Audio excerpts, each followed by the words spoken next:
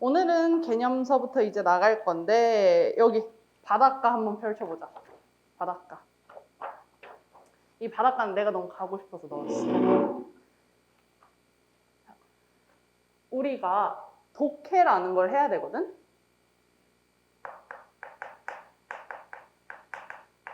독해의 뜻이 뭘까? 거의 안 적혀 있어. 참고로 안 적혀 있어. 얘네들 뜻풀이 안 돼 있어. 독해가 뭘까?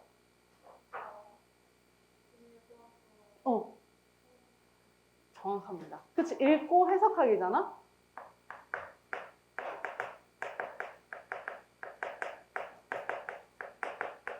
읽고 해석하기인데 근데 우리는 어떤 과목을 만나든 일단은 읽고 해석하는 것부터 시작해. 왜냐하면 너네가 수학 문제를 풀 때도 일단은 당연히 문제를 읽고 그 밑에 나와 있는 도형이라든가 이거를 해석할 줄 알아야 되는 거잖아. 그 다음에 수학과 과학 같은 경우에는 일단 읽어, 해석해. 그런 다음에 얘는 어떻게 해야 돼? 내가 답을 새로 풀이를 해야 되는 거지. 내가 답을 직접 새로 만들어야 돼. 근데 국어는 읽고 해석하면 끝이야. 왜냐면 답이 다 어디 나와 있으니까? 문제에 나와 있고 답이 전부 다 지문, 본문에 나와 있어. 우리는 그걸 갖다가 찾기만 하면 되는 거야. 그래서 국어 같은 경우에는 찾기만 하면 되는 건데 근데 문제는 다들 이걸 못하는 거야. 너네가 내신 해봤고 꼼수 해봤으니까 국어가 아직까지는 쉽다고 느껴지겠지만 나중에 수능 지문이 나오면은 큰 지문이 나오는데 그 안에서 그걸 다 읽고 5문제를 풀어야 돼. 근데 한 번에 그게 풀어질까? 계속 왔다 갔다 해야 된단 말이야. 왔다 갔다 할 때 너네가 제일 잘해야 되는 게 찾기인데 이걸 못해서 많이 틀려. 국어는 이 찾기가 문제인데. 그러면은 왜 독해를 잘해야 되냐면 독해랑 찾기랑 국어에 있어서는 같은 의미야. 읽고 해석했으면 바로 찾을 수 있잖아.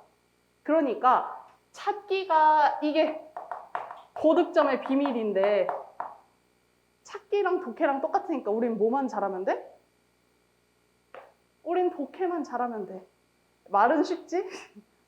독해가 제일 어려운데 말은 쉬워. 그래서 독해만 잘하면 된다. 그래서 우리가 국어를 풀 수 있는 방법은 딱 하나야. 독해밖에 없어. 그렇기 때문에 독해를 잘 해야 합니다.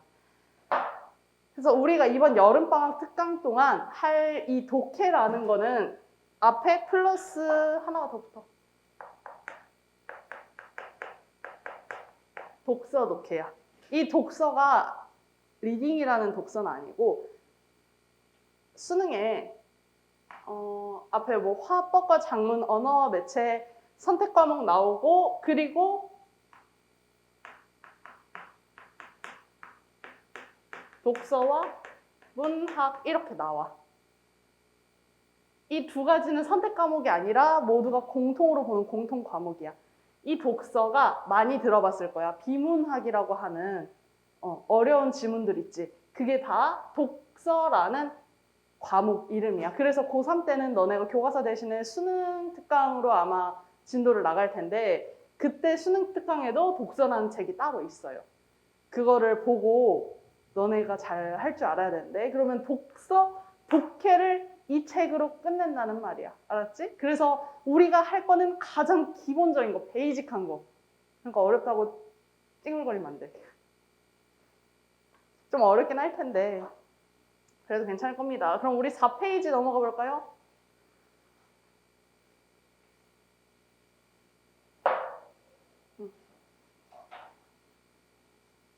쟤는 꾹꾹 눌러래. 그치? 꾹꾹 눌러.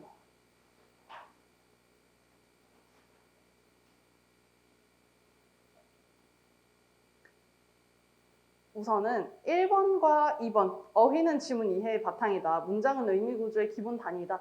이거는 문제 풀 것도 없어. 완전 기본 중에 기본이기 때문에 얘부터 짚고 넘어갈게. 자, 1번에 어휘는 지문 이해의 바탕이다 라고 하고 그 밑에 독립적으로 쓸 수 있는 언어 형식을 단어라고 할 때 독립적으로 쓸 수 있는, 즉 띄어쓰기가 가능한 언어 형식을 우리는 단어라고 합니다. 그래서 일정한 범위 안에서 쓰이는 단어의 수효 또는 단어의 전체를 가리켜 어휘라고 하고요. 이때 이 수효의 뜻은 낱낱이, 그 낱개를 말하는 거야. 전체 혹은 예 이런 낱개들을 어휘라고 하는데, 그때 내가 말했었어.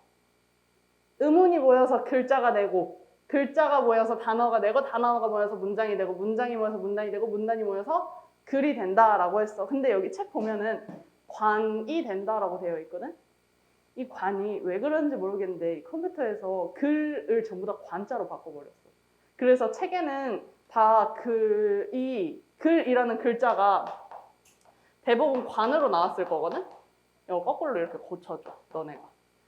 오탈자가 좀 있고 띄어쓰기도 잘못된 게 좀 몇 개가 있어요.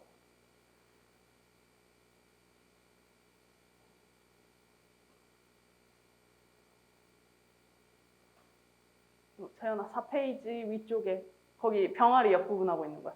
거기 맨 마지막 문장 보면은 한편에 관이 된다고 했는데 그걸 글로 바꿔주고, 어휘는 한편에 글을 이루는 가장 기본적인 단위입니다. 자,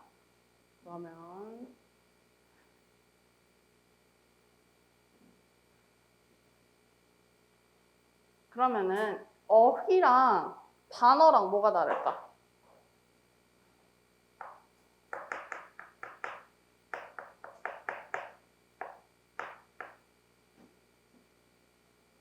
어휘는 뭐고 단어는 뭘까?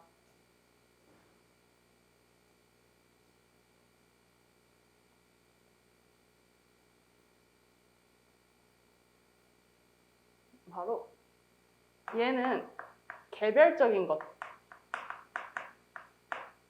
즉 분필, 지우개, 책, 필통, 연필 이런 거는 분필이라는 단어, 지우개라는 단어지만 이것들을 분필, 지우개, 필통, 연필 이 모든 단어를 총집합해서 우리는 어휘라고 부르는 거야. 이렇게 말하면 헷갈리는데 왜냐면 별 차이가 없어 보이니까. 맞아. 언어 영역에서는 이 두 가지를 사실상 똑같은 거라고 보고 있어. 그래서 우리 그 빠작 한자 뭐라고 돼 있지? 한자 어휘라고 되어 있지. 그래서 한자 단어들을 모아둔 책인 거야. 그래서 그 어휘들을 우리가 공부를 하고 있는 건데 어휘랑 단어는 같은 개념이니까 혹시라도 너네가 책을 보다가 어휘라는 단어가 조금 익숙하지 않고 어렵다 싶으면 단어로 해석을 해도 됩니다. 알았죠? 그럼 우리 밑에 어휘의 문맥적 의미를 파악하라 한번 봅시다.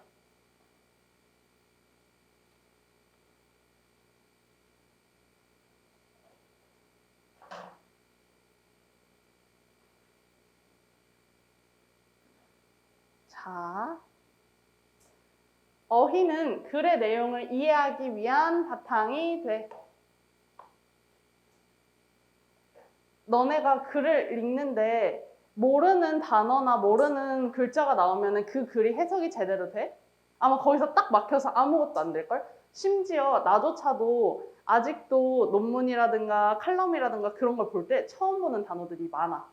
그런 단어들은 바로 표준국어 대사전을 켜서 찾아봐야 되거든? 그래야 그 글이 해석이 돼. 어휘에 따라서 우리가 글 해석이 다 달라지는데 이처럼 어휘는 읽기의 맥락을 좌우하는 요소라고 볼 수 있으므로 글의 내용을 보다 쉽게 이해하기 위해서는 풍부한 어휘력을 갖추는 게 좋습니다. 그래서 너네 빠작 어휘 시키는 것도 풍부한 어휘력을 갖추게 하려고 그래.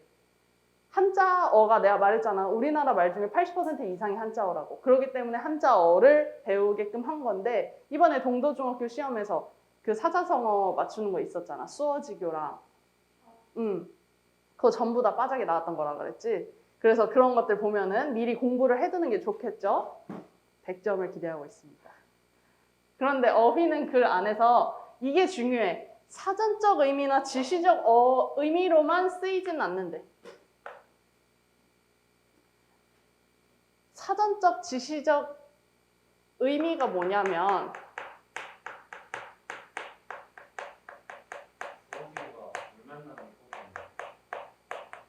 해석해줘. 수어지교가 뭐였어? 응. 어? 저것도 지금 삼국지 얘기 나왔다고. 맞아. 근데 그땐 맞아. 물과 물고기처럼 떼어낼 수 없는 사이라는 거죠. 제가 한자성어를 진짜 많이 알더라. 근데 삼국지를 몇 번 읽었다 그랬지? 12번. 저번엔 10번이었는데 그 사이 2번 더 늘었어. 그래서 12번 정도 읽었대. 근데 진짜 사자성어 그래서 그런지 엄청 많이 알아. 그거는 굉장히 잘하는 것 같아요. 그래서 사전적 지시적 의미라는 거는 별이라는 단어가 있을 때 그 별은 뭘 뜻하는 거야? 사전에 따르면? 진짜.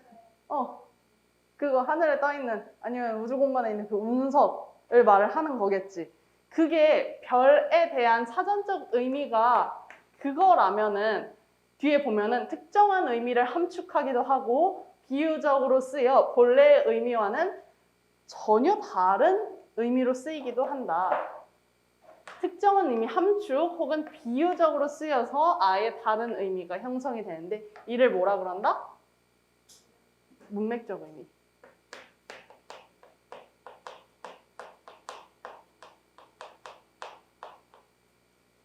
그러면은 이 별은 그 운석을 나타내는 사전적 의미인데 그러면 문맥적 의미로 따졌을 때 윤동주에게 별이라는 거는 단순히 하늘에 떠 있는 운석이 아니라 나를 자아성찰하게 하는 매개체 혹은 고향을 뜻하는 걸 수도 있단 말이야.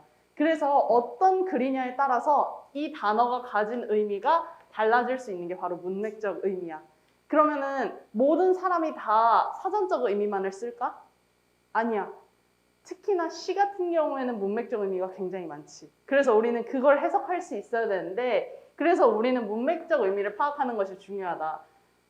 보다가 모르는 어휘가 나와. 그럼 나는 사전 본다 그랬지. 근데 너네 수능 때 보다가 모르는 어휘가 나왔어.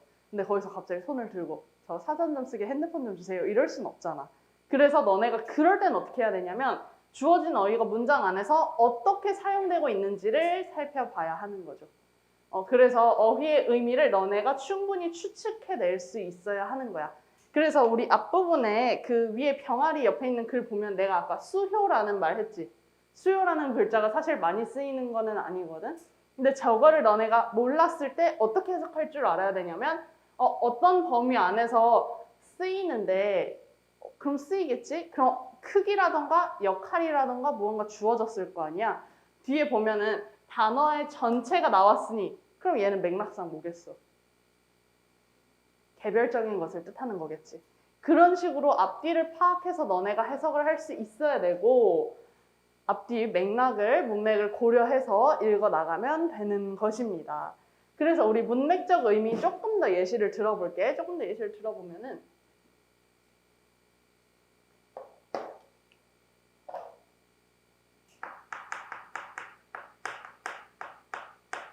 피와 눈물로 예시를 들어볼 거야. 내가 학교에서 너네 시험 끝나면 영화 틀어주잖아. 지금도 그러니? 안 틀어줘? 넌 틀어주고 너는?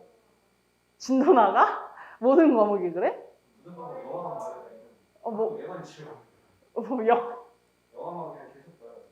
왜 가는지 모르겠어? 심지어 그 1교시, 2교시, 3교시 똑같은 영화 어. 이어서 봐요. 아, 계속 2시간짜리니까 보통. 너는? 공포 영화.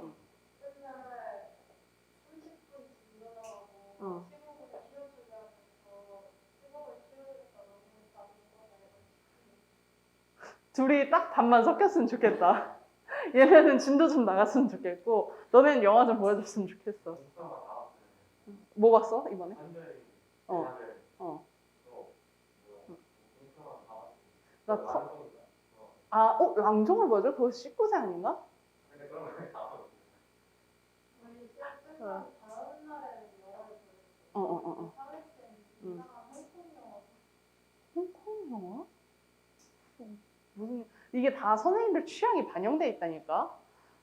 나는 뭐 학교 다닐 때 선생님이 톰 크루즈 팬이었어. 그래가지고 진짜 톰 크루즈가 나오는 영화를 다 보여주는 거야. 근데 중간에 그 배드신이 있는 영화가 하나가 있었어. 나 그때 중2였거든? 중학교 2학년 한창 질풍노도의 시기에 갑자기 그냥 영화가 너무 재미가 없어서 나는 이렇게 낙서나 까작까작하고 친구들이랑 떠들고 있는데 갑자기 이상한 소리가 나오는 거야, TV에서. 그래서 뭐야? 이러고 딱 봤더니 선생님이 깜짝 놀라서 오, 이걸 내가 안 지웠네? 이러시더라고. 그래서 영화를 뭐 보통은 시험 끝나고 보여주잖아. 근데 그때 너네가 학교에서 엄청 막 슬픈 영화를 보여줬어. 옛날에 그 영화 알아? 마음이라는 영화 알아? 너네 절대 모르겠는데 진짜 모르지. 마음이라고 그 당시 잼민 시절에 나를 울리게 한 영화가 있었어. 그게 그 큰 개가 이름이 마음이야. 그래서 그 개가 주인공인 영화거든. 근데 그게 엄청 사람의 심금을 울려. 되게 그 감정선을 잘 걷는단 말이야. 근데 그걸 보다가 이제 내가 울겠지? 마음을 보면서 마음이 너무 불쌍해 이러면서 울 거 아니야. 근데 내 짝꿍이 안 울어. 내 짝꿍이 그걸 보면서 그냥 걔가 나오는 영화인데 내가 왜 울어야 되지? 이러고 있는 거야. 그럼 걔는 이제 나는 영화를 보면서 눈물을 흘리고 짝꿍은 눈물을 안 흘렸지. 그리고 내가 그러다가 손으로 자꾸 막 뭘 만지고 있다가 손이 딱 베었어. 그럼 손끝에서 뭐가 나와? 피가 나오겠지. 그래서 놀다가 나는 손을 다쳐서 손에서 피가 났다라고 했을 때 이 눈물과 이 피는 무슨 뜻이야? 말 그대로 tears and blood잖아. 말 그대로 그냥 눈에서 흐르는 액체 그리고 우리 몸속에 혈관을 타고 흐르는 액체인 거잖아. 근데 내가 그 울지 않는 친구를 보면서 뭐라고 했냐면 야 너는 피도 눈물도 없다 라고 했어. 그리고 여기서 그 피도 눈물도 없다는 진짜 걔가 피도 눈물도 없다는 거야? 그게 아니지. 여기서 이 피랑 눈물은 뭘 뜻하는 거야? 감정 혹은 동정. 다 감정의 뜻하는 거겠지. 그래서 이런 걸 보면서 피도 눈물도 없다. 근데 이거를 만약에 넌시눈이 딱 얘기를 들어 진짜 멍청한 애가 있어. 너무 멍청해. 한 동생이라고 하자. 동생은 어릴 때 굉장히 좀 해맑고 멍청한 포지션이거든. 걔가 이제 와서 그래. 남동생이었는데 언니라 불러 나를. 와가지고 언니 이래서 내가 야 너는 피도 눈물도 없다 이랬는데 걔가 딱 그래. 나는 그러면 인간이 아니야? 이렇게 얘기를 하는 거야. 그럼 걔는 피랑 눈물을 문맥적 의미로 해석을 한 게 아니라 뭘로 해석을 한 거야? 사전적 의미로 해석을 하니까 더 이상 살아갈 수 없는 존재라고 본인을 자각하고 울겠지.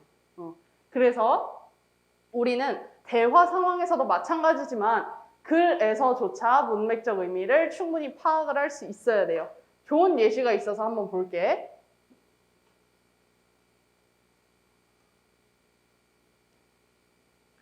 조세 원칙을 설명하려 할 때 우리 조세가 뭐야?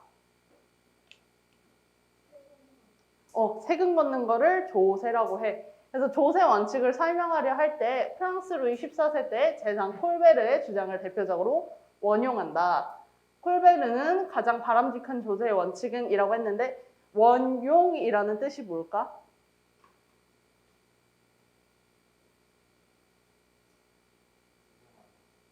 그쵸, 이용하는 것.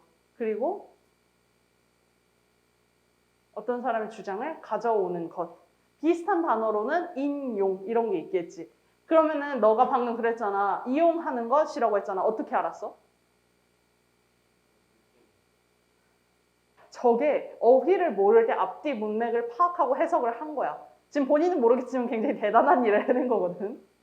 그래서 재현이가 어떻게 알았냐면 앞에 조세 원칙을 설명한다 그랬는데 갑자기 누가 나와?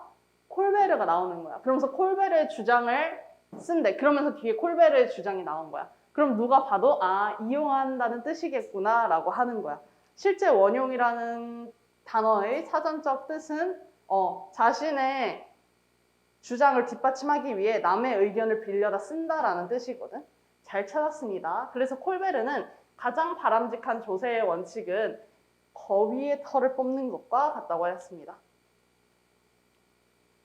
거위의 털을 뽑는 것과 같다라고 이미 주장에서 말했어. 즉, 거위가 소리를 가장 적게 지르게 하면서 털을 가장 많이 뽑는 것이 가장 훌륭한 조세의 원칙이라는 것이야. 그럼 거위가 뭐겠어? 거위가 진짜 그 거위겠어? 그게 아니라 무슨 뜻이야? 그쵸. 세금을 내는 사람을 말하는 거겠지. 세금 걷어야 하는 대상. 그래서 이거는 납세자를 거위에 비유해서 뜻하고 있는 거야. 그럼 우리는 거위를 거위 그대로 구스로 해석하는 것이 아니라 납세자라고 해석을 한다는 것은 이것의 문맥적 의미를 파악했다는 뜻이지. 그래서 뒤에 보면은 이제 거위의 깃털을 뽑는 과정에서 거위를 함부로 다루면 거위는 소리를 지르거나 달아나 버릴 것이다. 자, 그럼 거위의 깃털을 뽑는 과정은 무슨 뜻일까? 그에게로부터 세금을 걷는 과정을 뜻하는 거겠지. 그래서 그것이 바로 이게 조세가 되겠죠. 그래서 우리가 이 조세 과정에서 너무 함부로 거두면 안 된다라는 거야. 납세자를 함부로 다루면 안 된다. 그래서 동일한 세금을 거두더라도 납세자들이 세금을 내는 것 자체가 불편하지 않게 해야 한다는 의미다라고 하면서 지금 거위를 납세자에 그리고 그 깃털을 뽑는 과정을 조세 과정이라고 설명을 하고 있는 거겠죠. 굉장히 잘 찾았습니다. 그럼 이제 두 번째, 어휘 간의 관계를 파악하라.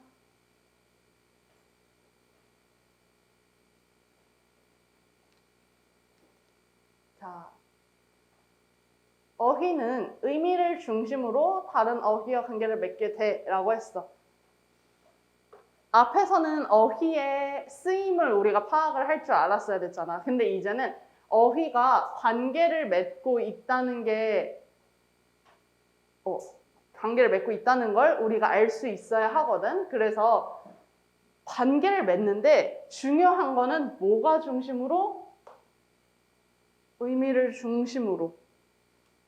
너네가 지금 이렇게 수업을 듣다가 시험 기간만 되면은 얘 따로 너는 유나랑 묻고 그렇게 묻잖아. 내가 너랑 유나랑 수업을 같이 듣게 하는 이유가 그냥 내가 심심해서 그런 거야? 그게 아니라 왜 너네 둘을 묶은 거야? 동도중학교라는 한 묶음이 있잖아. 거기로 묶기 위해서 그 동도중학교를 중심으로 학교를 중심으로 너와 유나를 묶어놓은 거잖아. 어휘도 마찬가지야. 어휘도 의미를 중심으로 관계를 맺고 절대 의미 없이 맺어지지는 않습니다. 그래서 사전적 의미를 바탕으로 어휘의 관계를 구분할 때는 유의관계, 반의관계, 상호관계 등으로 나눌 수 있다. 유의는 비슷한 거, 반의는 반대되는 것, 상하는 위아래가 있는 것, 어떤 것이 다른 것을 포괄하는 것이고요. 그런데 어휘의 문맥적 의미를 바탕으로 관계가 이루어질 때에는 그 어휘가 사용된 구체적인 상황 속에서 일정한 논리적 관계를 가지게 되므로 주의해야 해. 갑자기 이 문장 좀 급발진이야. 조금 어렵게 나왔어, 문장 자체가. 근데 하나하나 따져보자. 사전적 의미에서는 유의관계 예시 뭐가 있을까? 예시를 한번 생각을 해봐봐. 유의관계 뭐가 있을까? 비슷한 거.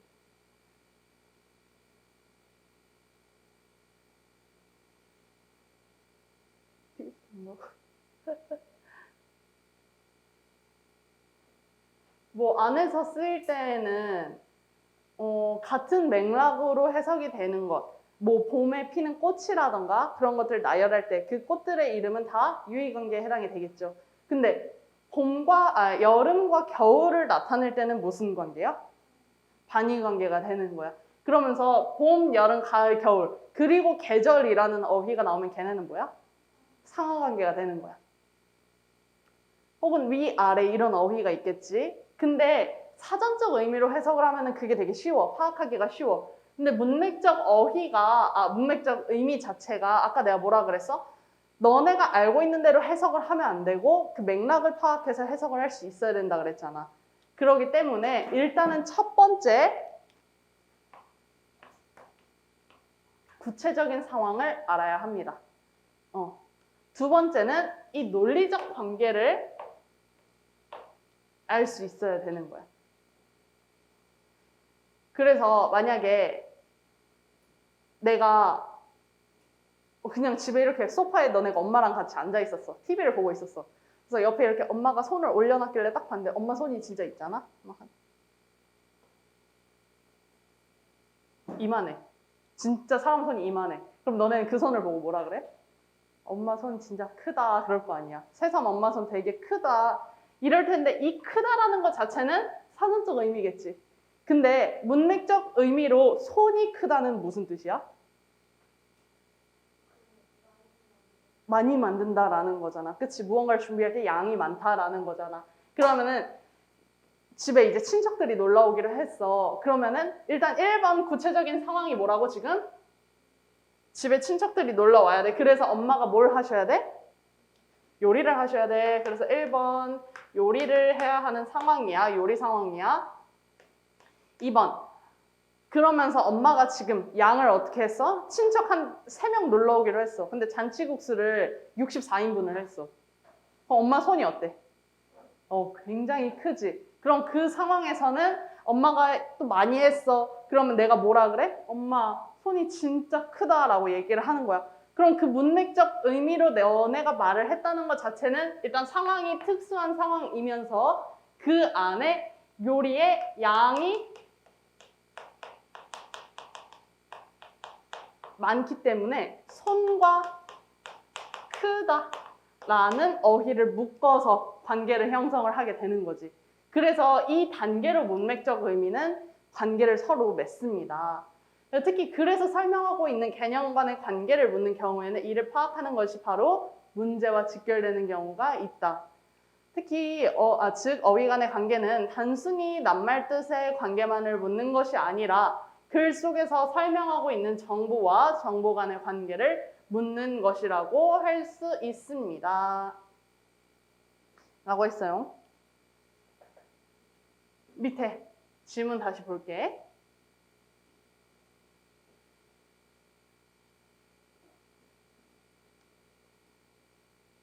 또 어떤 거위도 차별하지 말고 공평하게 깃털을 뽑아야 한다. 아까 거위가 뭐라 그랬어? 납세자요. 그러면 똑같이 모든 납세자들에게 공평한 과세를 해야 한다는 의미지. 신용카드 영수증 복권 제도나 현금카드 제도 등도 공평한 과세를 위해서이다. 신용카드 복권 제도 들어본 적 없지? 당연하게 들어본 적이 없는 게 이게 몇 년도에 나온 제도냐면 2000년에 호기롭게 등장했다가 2006년에 죽어버린 제도야. 지금은 너네 엄마 뭐 쓰시니? 결제하실 때? 카드 쓰지, 카드. 전에 설명하려고 엄마 뭐 쓰시니? 이랬더니 삼성페이요 이러더라고. 요즘엔 핸드폰으로도 그렇게 결제를 하잖아. 제로페이. 제로페이가 은근 좋다니까? 그게 상품권을 뭐 예를 들어 100만 원짜리가 있어. 그럼 그거를 80만 원에 살 수 있는 거야. 그리고 우리는 제로페이 가맹점에서 그 100만 원을 다 쓸 수 있는 거지. 그래서 그런 페이 제도가 많잖아. 근데 이때 당시에 신용카드는 지금 당연한 요소 중 하나지만 우리 삶의 요소 중 하나지만 이때 당시에는 너네가 맥도날드에 먹으러 가잖아? 그러면서 이렇게 카드를 줘. 그럼 거기서 어떻게 하냐면 기계 안에다가 카드를 넣어. 그럼 기계 안에 이렇게 여기 카드를 이렇게 넣잖아? 그럼 지금은 밋밋한 카드도 많은데 이때는 카드가 무조건 이렇게 볼록볼록 해야 돼. 그 번호들이 볼록볼록 튀어나와야 돼. 그리고 여기 이렇게 손잡이가 있어. 이거를 이렇게 꽁 닫아. 닫으면은 이 위에 종이와 잉크가 있는 거거든? 그래서 여기에 종이를 대고 이 위에 잉크를 댄 다음에 꾹꾹 이렇게 밀어. 왔다 갔다 해. 그럼 어떻게 되겠어? 카드 모양이 그대로 찍힌단 말이야. 이렇게 하고 그 여기 이 종이가 이렇게 그러면 나올 거 아니야. 여기서 이렇게 나와. 그럼 여기에 카드 번호만 이렇게 찍혀 있어. 카드가 이렇게 찍혀 있고 이 위에 이 점원이 뭐라고 쓰냐면 몇 월 며칠 몇 시 몇 분 어느 지점에서 얼마 사용하였다 이렇게 해. 그리고 이 종이를 은행에 보내. 은행은 이 종이를 보고 어떻게 하냐면 이 해당 카드 고객의 계좌에서 이 지점으로 돈을 이렇게 전송을 해주는 거야. 카드 쓰고 싶어? 예, 이런 과정인데 카드를 쓰고 싶어? 절대 안 쓰고 싶단 말이야. 근데 문제가 있어. 사람들이 현금을 많이 쓰면은 뭐가 있냐면 세금이 안 거쳐. 우리가 카드 사용에 대한 수수료라든가 아니면 카드 사용 내역을 보고 이 사람이 얼마를 사용하는구나 라고 파악을 해. 그런 다음에 그 사람의 지출에 대해서 일정한 세금을 부여를 해야 된단 말이야. 근데 현금을 쓰면 그게 가능할까? 안 되지. 현금을 쓰면 세금이 안 거치고 오히려 그 사람의 세금이 줄어들어. 감면이 돼. 현금을 사용했다는 이유로. 그래서 그러면은 모든 사람이 지금 세금을 제대로 안 내고 있는 상황이잖아? 그러면 어떻게 해야겠어? 카드 사용 유도를 더 많이 해야겠지. 그래서 카드를 더 많이, 이때 뭐 넘어가면서 이건 이제 더 이상 사용을 안 했겠지만, 그래서 카드를 쓰면서 이제 영수증이 나오잖아. 그럼 10,000원 단위로 그걸 복권이랑 바꿔주는 거야. 그러면 뭘 쓰고 싶겠어? 카드를 쓰고 싶어져. 공짜로 내가 1억을 받을 수 있는 기회가 생긴다는데 그럼 당연히 쓰겠지, 신용카드를. 그리고 너네 지금 체크카드 쓰는 애들 있니? 체크카드 쓰지. 그 용돈을 이제 어떻게 해줘? 이렇게 주는 게 아니라 엄마가 체크카드를 만들어서 거기에 넣어줘. 그러면 얘는 신용카드라는 거는 내가 쓰고 그 다음 달에 들어오는 돈에서 나가는 거거든. 근데 체크카드는 지금 내 계좌에 있는 돈이 바로바로 나가. 얘도 사실 현금이야. 그래서 얘도 사실 현금인데 이것을 카드로 쓰기 때문에 세금을 납부할 수 있겠죠.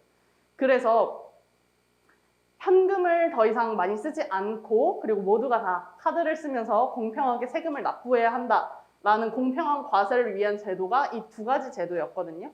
그래서 이 두 가지 제도 같은 경우에는 딱 나왔어, 예시가. 그럼 얘는 무슨 관계야? 얘네 둘 다 목적이 딱 하나야. 공평한 과세야. 그럼 무슨 관계야? 유의관계죠. 유의관계입니다.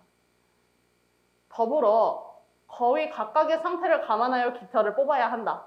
만일 약하고 병든 거위에게서 건강한 거위와 동일한 수의 깃털을 뽑게 되면 약하고 병든 거위들의 불평불만이 생길 것이다.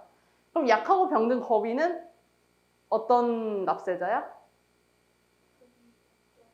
돈이 적은 경제적 여건이 되지 않는 납세자고요. 건강한 거위는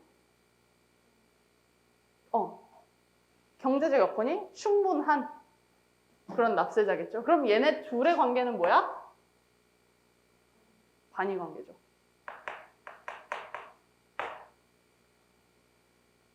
더 나아가 깃털을 무리하게 뽑을 경우 거위는 죽고 결국에는 깃털을 생산할 수 없게 될 것이다. 거위의 깃털을 무리하게 뽑는다. 무슨 뜻이야? 세금을 과하게 걷는다.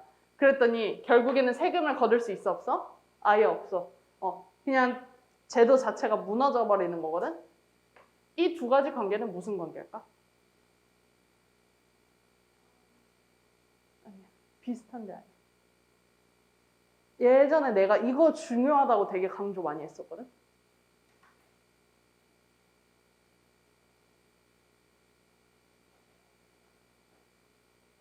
없게 돼. 생산을 할 수 없게 돼. 뭐 때문에? 많이 너무 과하게 걷었기 때문에. 그럼 얘네 관계는 뭐야? 그쵸, 인과관계죠. 얘가 뭐야? 원인. 그럼 얘가 결과. 얘네는 인과관계인 거야. 그래서 이런 어휘의 관계를 우리가 안에서 파악할 수 있어야 합니다. 이제 어휘를 봤으니 우리가 뭘 또 봐야 되냐면 문장도 봐야 돼.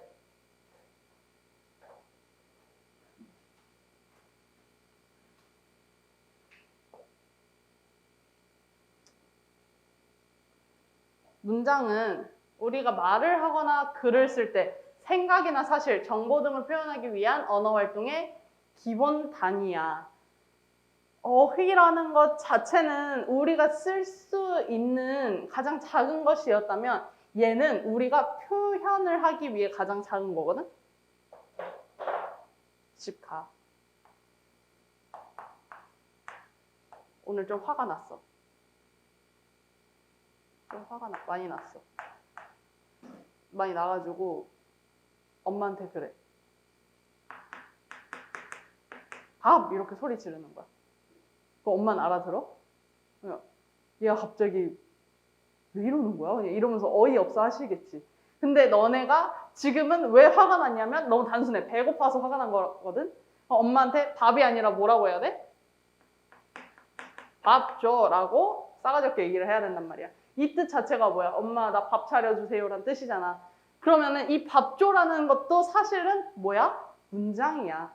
왜? 이게 뭐기 때문에? 이게 서술어기 때문에 문장이 될 수 있는 거야. 우리가 문장은 주어는 생략이 가능하다 그랬어. 근데 서술어는 생략이 된다 안 된다? 절대 안 된다. 그래서 보면은 문장은 그래서 우리의 모든 것들을 표현하기 위한 언어 활동의 가장 기본이 되는 단위고요. 문장은 의미의 골격을 이루는 기본 구조를 가지고 있습니다. 어허허허, 기본 구조요.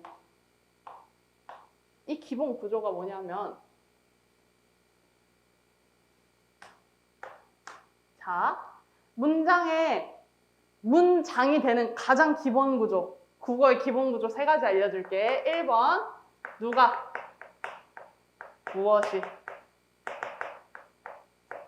플러스 뭐뭐 이다. 정확히는 무엇이다라고 쓸게. 무엇이다. 얘가 뭐야? 주어. 얘는 서술격 조사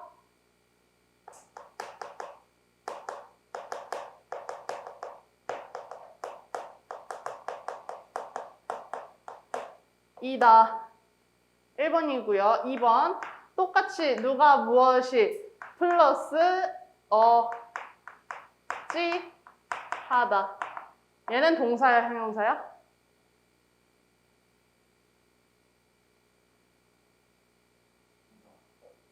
동사죠. 3번 누가 무엇이 플러스 떠하다. 얘는 형용사입니다. 그래서 이렇게 3가지가 국어의 가장 기본적인 문장 구조거든요. 그래서 이 기본 구조만 있다. 일단 주어 서술어 있다. 그러면은 무조건 뭐야? 걔는 문장. 그래서 우리가 아는 문장, 이어진 문장 할 때도 그 찾는 기준이 바로 서술어였지. 서술어가 있으면 주어가 생략이 돼도 걔는 문장이기 때문에. 그러면 여기 밑에 이제 이 기본 구조를 파악을 해야 되는데 글을 보면 기본 구조를 파악하는 것은 말하고자 하는 대상이 무엇이고 그 대상에 대한 어떠한 정보를 전달하고 있는지를 파악하기 위해서다. 한 문장을 연속해서 두 부분으로 나누어 가다 보면 그 문장의 의미가 어떻게 구성되어 있는지 알아낼 수 있다. 자, 여러 단어로 구성된 문장은 의미상 뭐랑 뭐로 나눌 수 있대? 주어부와 서술부. 일단 1번 주어부와 서술부로 문장을 나눠 봐야 되는 거야. 주어부는 행동의 주체가 되는 부분 당연하죠. 서술부는 행동의 주체를 설명하는 부분입니다. 주어부에서는 주어와 그것을 꾸미는 수식어, 바로 이게 2번째로 나눠야 될 거야. 서술부도 마찬가지야. 서술어와 그것을 꾸미는 수식어가 돼야 되는 거야. 얘가 뭐냐면 바로 주성분과 부속성분이야. 기억나니 혹시? 꿈틀에서 했었는데 기억나니?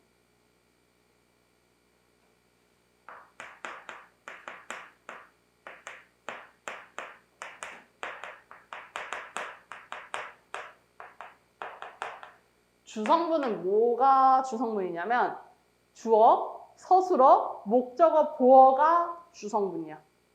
부속성분은 얘를 꾸며주는 거거든. 그럼 딱 2개야. 뭐랑 뭐야?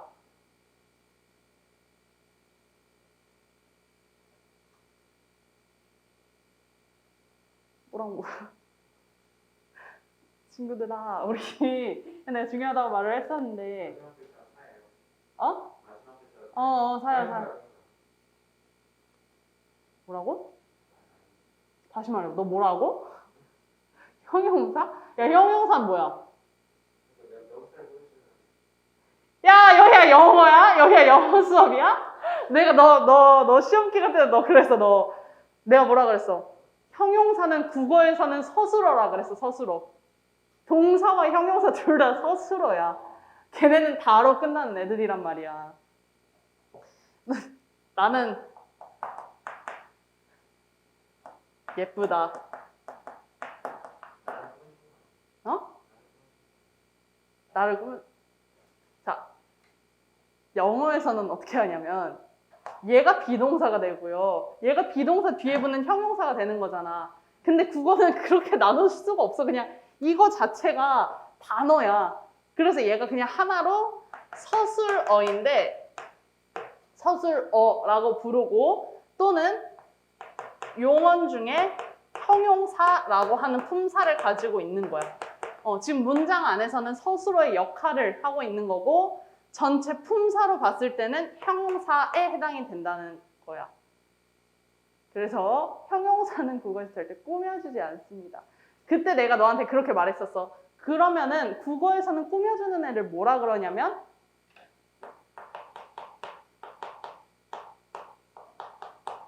관형사라고 한다 그랬어.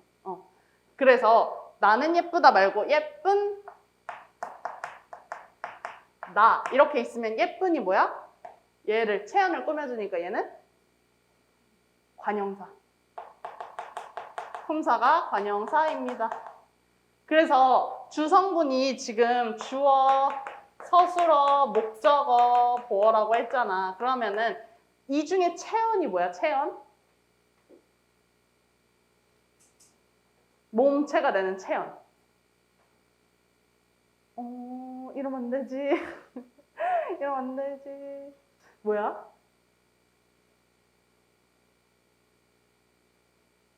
혹시 이마 한 번씩만 깨물어도 돼?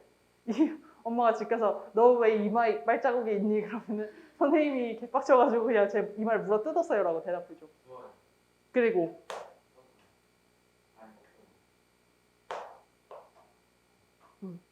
체연이라는 거는 몸 자체가 된다는 뜻이야. 근데 얘는 몸이 될 수 있어 없어? 얘는 다리만 있는 거야. 끝에만 마무리를 해줄 수 있는 애란 말이야. 그러면은 얘는 그냥 용언이라고 해. 나머지를 체언이라 그러고 얘는 용언이라 그래. 그럼 용언을 꾸며주는 것은 뭐야? 부사야, 부사. 관형사는 무조건 뭐만 꾸며줄 수 있냐면 얘는 무조건 체연이야. 근데 나머지는 전부 다 뭐야? 나머지는 부사만 꾸며줄 수 있어. 그래서 용언을 꾸미는 것도 부사, 관형사를 꾸미는 것도 부사, 부사를 꾸미는 것도 부사가 되는 거야. 그래서 우리 주성분, 부속성분 있고 뭐 와, 야 이렇게 부르는 거나 아니면 감탄하는 거 그런 감탄사는 여기에 절대 포함하지 않습니다. 걔는 무엇을 꾸며준다라는 것 자체는 관계가 있다는 뜻이잖아. 걔는 관계가 아예 없는 독립성분이기 때문에 이 안에는 끼워지지 않아요. 그러면은 주성분은 이 주서 목보가 주성분이고 얘를 꾸며주는 애들이 부속 성분이기 때문에 우리가 1번 주어부와 서술부로 나누고 2번 그 안에서 주성분과 부속 성분으로 나눌 줄 알아야 해. 근데 주어부랑 서술부라는 말은 보통 많이 안 쓰고 뭐만 찾으면 되냐면 주어와 서술어만 찾으면 됩니다. 뭐가 주어고 뭐가 서술어인지는 찾을 수 있잖아. 그치? 그래서 밑에 지문으로 한 연습해 볼게요. 두 번째는 역사는 진실을 전하고 사례를 제시하는 것이라는 주장이 있다. 이는 역사의 수많은 사례를 접함으로써 다양한 삶을 사는 인간들의 모습을 이해하고 이렇게 가고 있는데 맨 첫 번째 문장에서 주어가 뭐고 서술어가 뭐야?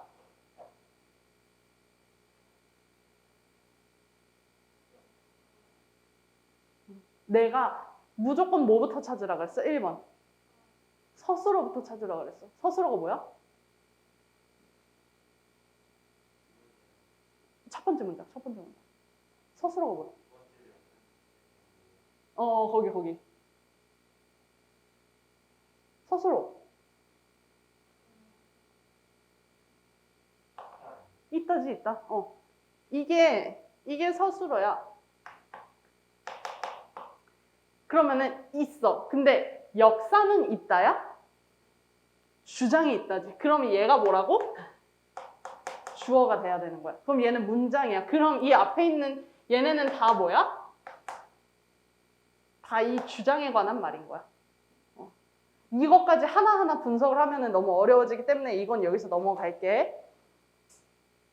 이는 역사의 수많은 사례를 접함으로써 다양한 삶을 사는 인간들의 모습을 이해하고 인간사에 대한 상상력과 생애의 의미를 깨달을 수 있으리라는 주장이다.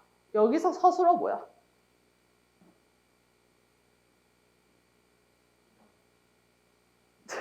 비동사 찾지 말라고. 한 단어로 봐야 돼. 그럼 뭐야? 주장이다. 얘가 서술어야. 그러면은 주장이다에 대한 주어가 뭐야?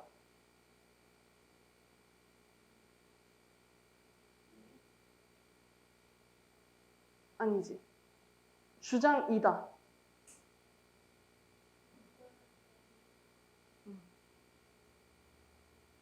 걔네는 다 주장에 관한 거지. 정답은 위에 있어요. 위에. 얘가 주어야. 이는 주장이다. 근데 어떤 주장이냐면 여기 뒤에 다 나와 있지. 역사의 수많은 사례를 접함으로써 다양한 삶을 사는 인간들의 모습을 이해한다는 게 얘가 주장 1번이고 이 문장이 주장 1번이고 뒤에 인간사에 대한 상상력과 생애의 의미를 깨달을 수 있으리라는 주장 2번이야. 그래서 이 주장 1, 2번이 전부 다 얘를 보충해주고 있습니다. 이해됐어요? 그래서 과연 과거의 방대한 사실들을 많이 접하게 되면 현재를 이해하고 미래를 예측하는 데 도움이 될까? 라고 했어. 여기 보면 우리가 그럼 일단 주어 서술어 나눴잖아. 그 다음에 뭘 해야 돼? 꾸밈을 받는 것과 꾸밈을 주는 것을 구분 지어야 된다 그랬잖아. 그래서 내가 뭐라 그랬어? 주장이 있다가 메인 이벤트라면은 이 주장이라는 것을 꾸며주는 게 앞에 있는 문장인 거고 뒤에 보면은 이는 이 주어고 주장이다가 서술어면은 얘를 주장이다를 꾸며주는 문장이다라고 말을 했죠. 이렇게 두 가지로 나눌 수 있어야 되는 거야. 할 수 있겠지? 이게 하다 보면 적응이 돼. 지금 당장은 어려운데 하다 보면 익숙해지고 하다 보면 적응이 될 겁니다. 너무 걱정하지 않아도 돼요. 자, 그럼 우리 밑에 볼 건데 10분 쉬었다가 봅시다. 자, 내가 접속어는 항상 중요하다고 강조를 했었어. 접속어. 왜냐면 이 접속어를 통해서 미래를 예측을 할 수 있단 말이야. 앞으로 글의 전개가 어떻게 될지, 이 문장의 방향이 어디로 갈지가 진짜 저 접속어 하나로 다 판단이 돼. 예를 들어서 태희는 착하다. 그러나 재현이는 이렇게 가면은 뒤에 무슨 말이 나오겠어? 당연히 착하다. 그러나가 나왔는데 착하다. 자, 그러나가 나왔어. 자, 태희는 착하다. 그러나 재현이는 그럼 당연히 부정적인 말이 나오겠지. 근데 만약에 여기서 태희는 착하다. 그리고 재현이도 라고 하면은 똑같이 착하다가 이어지겠지.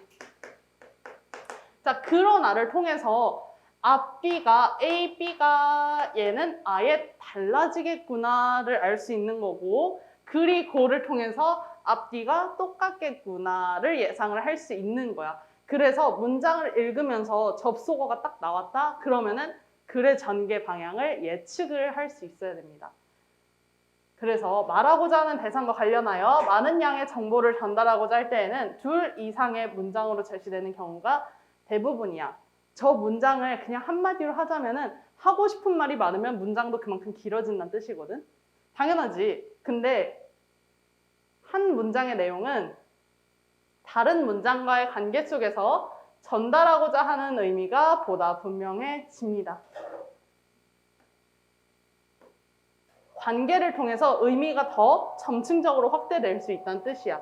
그래서 만약에 두 문장이 접속어로 연결되어 있을 때는 접속어의 쓰임새를 파악하면 문장 간의 관계를 쉽게 파악할 수 있다. 그래서 내가 한 말 여기 뒤에 나오지. 접속어는 뒷문장이나 문단의 내용 전개 방향을 암시하는 역할을 합니다. 다시 말해서 접속어는 글쓴이가 무엇을 말하려고 하는지, 글의 흐름이 어떻게 전개될 것인지를 짐작할 수 있게 하는 단서가 됩니다. 이렇게 문장 간의 관계를 파악한 후에는 어느 문장이 중심 문장인지, 자, 이 문장 중요하니까 좀 이따 잠깐 보고, 그럼 우리가 이 글의 흐름을 어떻게 전개될 것인지 파악하는 게 중요한 이유가 있어. 왜냐면 문단이 굉장히 많거든. 수능에 나오는 지문에는. 너네가 앞으로 볼 모의고사에서도 문단이 적어도 최소 5개야. 구구절절 문단이 총 5개야. 최소. 여기에 관련된 문제만 5문제야. 그럼 풀어야 되잖아. 문단을 해석하고 문장을 알아야 하잖아. 근데 이 긴 글이 어떻게 전개될 것인지는 이걸 보면 알아. 만약에 너네가 여름이라는 굉장히 철학적인 주제라고 해보자. 얘를, 여름을. 이 철학적인 주제에 대해서 학자 1번 은호가 있어. 은호는 여름을 좋아하니 싫어하니? 별로 안 좋아해. 싫어해. 자, 여름 좋아하는 사람. 재현아, 너 여름 좋아하지? 재현이는 여름을 좋아하는데. 재현이 여름 좋아한대. 재현이는 좋아한대. 그럼 이런 글을 써야 되잖아. 그러면 이 글을 굉장히 효과적으로 독자에게 전달하고 흡입력 있는 글이 되고, 그렇게 쓰려면은 이 사람은 접속어를 굉장히 좋게 썼을 텐데, 그러면은 봐봐. 은호, 무스크라무스는 여름을 싫어한다. 그 이유에 대해서 쭉쭉쭉쭉 나오겠지. 그래서 일단은 이 5문단 중에 첫 번째 문단에서 여름에 대해서 설명을 해. 여름이란 매미가 울고 모기가 많이 다니며 쪄 죽을 듯한 더위와 습함. 2번에서 은호를 소개를 해. 은호 학자에 대해서 소개를 해. 그리고 은호가 여름을 좋아해 라고 얘기를 하는 거야. 근데 4번으로 넘어가면서 여기서 뭐라고 시작을 하겠어? 무슨 접속어가 나올까? 그러나가 나오겠죠. 그러나 누가 나와?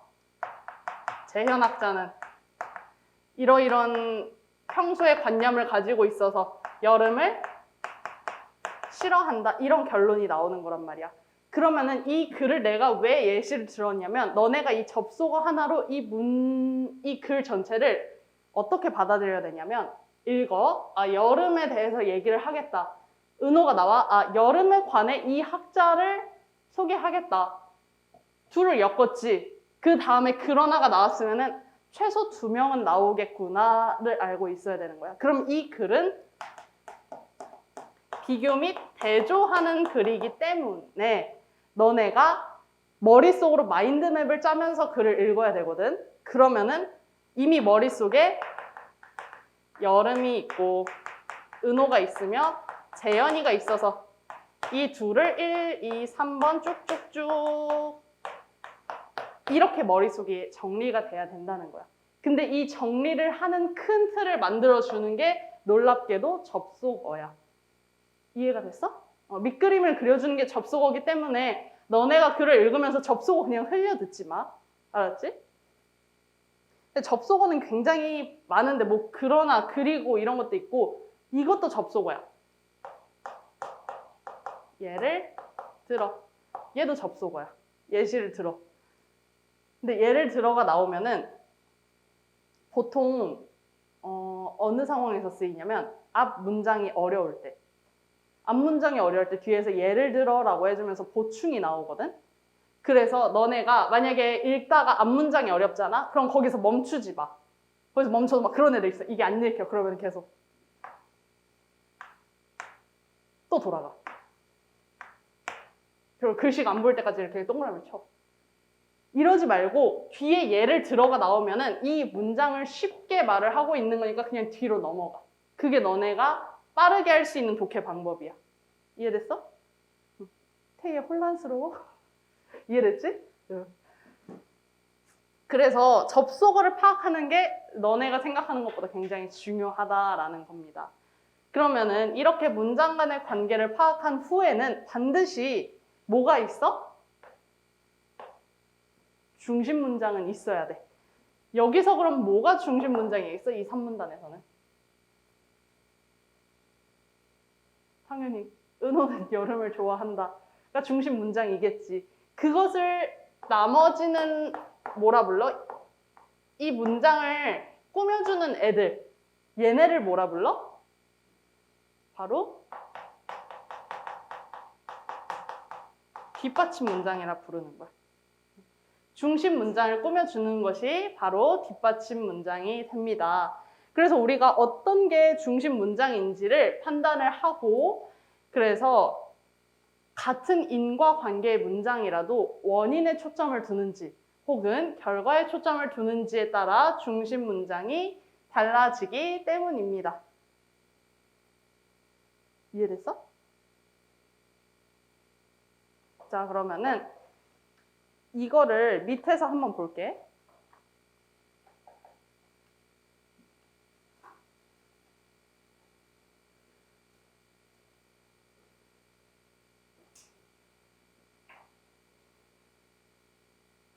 자, 불행하게도 인간들은 과거의 사실을 알면 알수록 잘못된 선택을 하는 경우가 있다라고 나오는 이 지문 있잖아.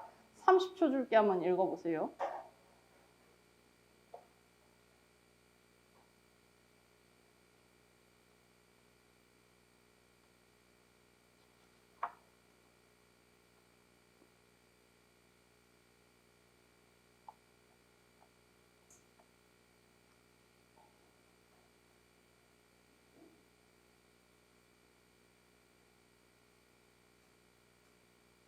자, 다 읽었어? 응. 다 읽었죠? 그러면은 이 문단 안에서 중심 문장이 뭐야?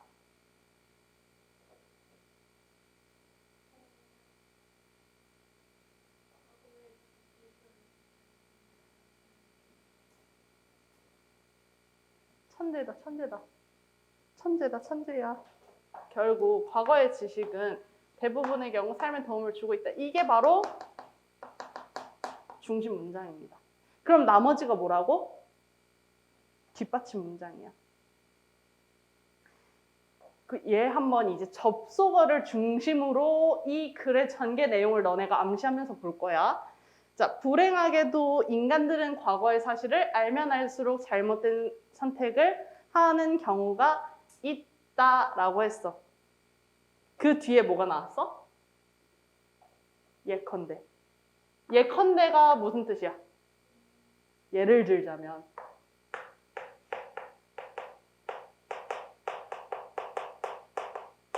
자, 내가 예를 들면 이라는 접속어가 나오면은 뭐 한다 그랬어? 앞문장이 어려워서 뒤에서 보충을 해주는 거란 말이야. 혹은 어렵거나 지금 얘 봐. 인간들은 과거의 사실을 알면 알수록 잘못된 선택을 하는 경우가 있다. 세세한 잘못된 경우를 말을 해줬어? 굉장히 두루뭉실하게 얘기를 해주고 있지. 이렇게 추상적이거나 일반적인 진술, 이건 뒤에서 한 번 더 설명할 거야. 그런 경우에는 예시를 반드시 붙여줘야 해. 반드시. 그래서 예를 들자면이 나왔잖아. 그럼 얘는 뒷내용의 구체적 사례야? 아니면 앞내용의 구체적 사례야? 앞내용의 구체적 사례야.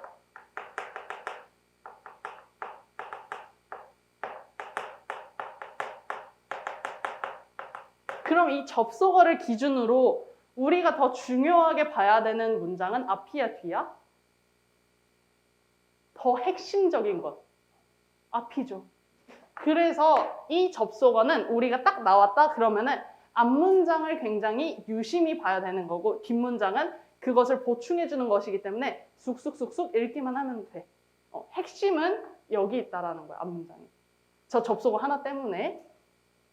그래서 대립하는 민족 간의 갈등이 오랜 역사적 뿌리를 가지고 있는 것도 역사적인 지식이 주는 해악일 것이다. 그리고 뭐가 나왔어? 하지만 태희는 착하다. 하지만 재현이는? 이면은 무슨 관계라고? 서로 대립하는 관계잖아. 그러면 얘가 나오면 우리는 뭘 알 수 있어? 앞에서는 인간은 과거의 사실을 많이 알면은 잘못을 저지른대. 하지만이 나오면은 무슨 내용이 나오겠어? 반대되는 내용이 나오겠지. 앞뒤가 서로 반대가 돼야 되는 거야. 대부분의 경우에는 그렇지 않다. 과거를 아는 것이 현재를 이해하고 미래를 예측하는 데 도움이 되는 경우는 얼마든지 있다. 모든 지식은 과거로부터 왔다. 과거에 지식이 없다면 우리가 어떻게 살아갈 수 있겠는가? 라고 하면서 중심 문장 나오잖아. 여기 뭐가 나왔어? 결국은 얘는 앞뒤를 대립시켜줘. 얘는 앞문장을 보충해줘. 그럼 얘의 역할은 뭐야?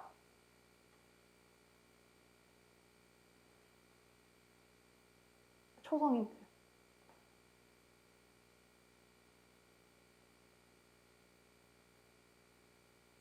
저기 뭐 있어? 요약을 해주는 거지. 앞에 나온 내용을 여기서 요약을 하고 정리를 해주는 거야. 그러기 때문에 결국이 나오면은 얘는 앞 내용이 더 중요했지. 예를 들면은. 그럼 결국은 뭐가 더 중요하겠어?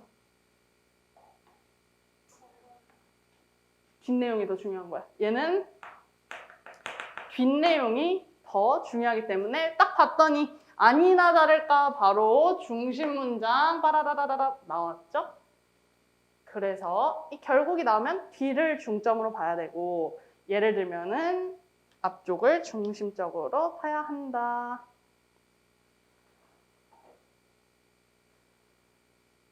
자, 그러면은 우리 뒤쪽으로 이제 넘어갈게요.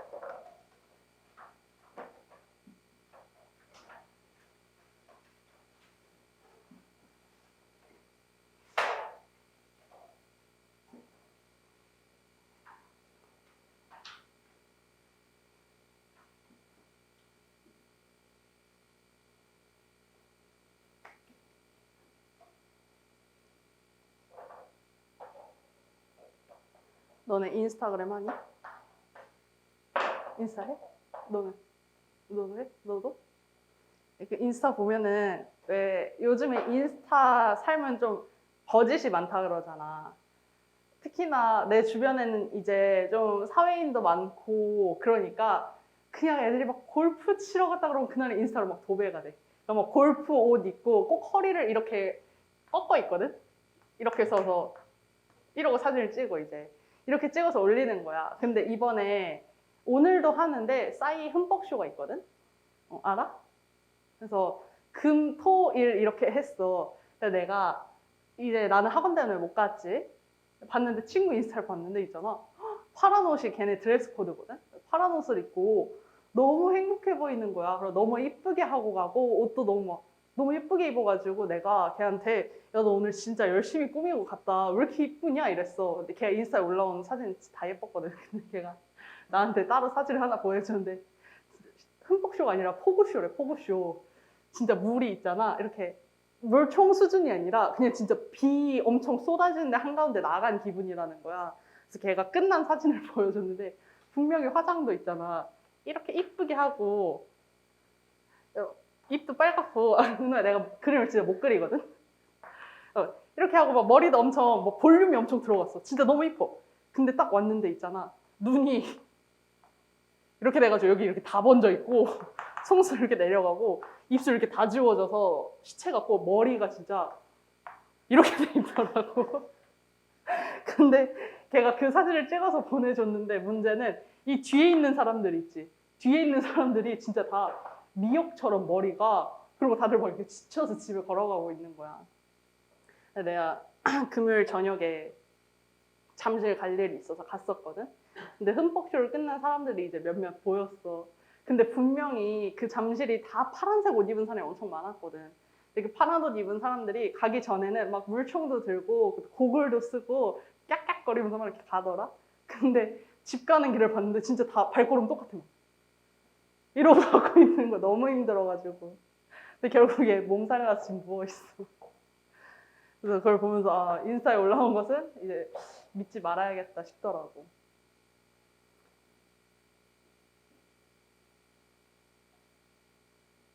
자, 그러면은 우리는 이제 어휘를 알고 문장까지 알았잖아. 그럼 이제 문단을 알아야 된단 말이야. 문단부터는 조금 본격적이야. 우리가 어휘나 문장 같은 경우엔 너네가 중학교 때 충분히 다 해. 근데 문단과 글을 전체적으로 보는 것은 본격적으로 고등학교 때부터 많이 시작하는 일이거든. 그래서 보면은 우리가 문단을 알긴 알아. 근데 문단 전체를 기억할 수 있어? 비문학 지문이 총 5문단 정도가 나온다 그랬잖아. 근데 이 모든 문단을 다 기억할 수 있어? 없어. 그래서 뭘 기억해야 되냐면 소주제는 기억을 해줘야 된다는 거야. 아까 한 것처럼 여름, 은호, 은호는 여름을 좋아해. 재현이는 여름을 싫어해. 이런 문단의 소주제를 딱 짜놓은 다음에 너네가 문제를 봤을 때 만약에 문제에서 다음 중 옳지 않은 것을 고르시오라고 했는데 거기에 재현이는 매미가 많아서 여름이 좋다고 했다 라고 했으면은 문단을 다시 가서 확인을 해야 되잖아.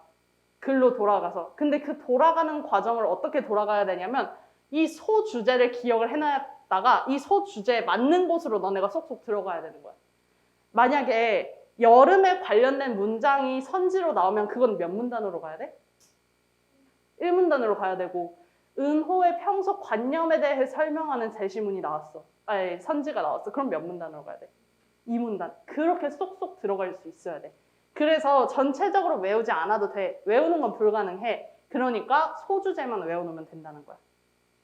정리만 하면 됩니다. 그래서 하나 이상의 문장이 모여서 통일된 하나의 생각을 나타내는 글의 단위가 바로 문단이야. 당연하지? 자, 이 3문단에서는 내내 은호는 여름을 좋아해 라고 했어. 근데 이 안에서 갑자기 은호는 봄, 가을, 겨울은 싫어한다. 이런 내용이 나오면은 사실 흐름상 그렇게 맞지는 않는 거지. 그래서 반드시 이 소주제에 관련된 통일된 생각이 나와야 돼. 은호는 여름이 좋아 하다가 갑자기 그치만 2019년 여름은 싫다고 했다. 이렇게 나오면 돼, 안 돼? 그건 안 되는 거야. 반드시 통일되어야 합니다. 문단에 담긴 통일된 하나의 생각을 글 전체의 주제와 구별하여 소주제라고 하는데 하나의 문단은 소주제를 담은 중심 문장과 그것을 뒷받침하는 문장으로 이루어진다. 앞에서 이미 한번 봤지? 그렇기 때문에 여기는 쉽게 넘어갈게.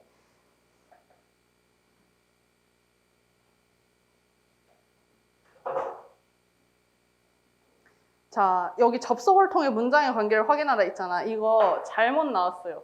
문단의 기본 구조를 파악하라로 고쳐주세요. 자, 문단의 기본 구조를 파악을 해야 되는데요. 하나의 문단은 중심 문장과 뒷받침 문장으로 구성이 돼 있어요.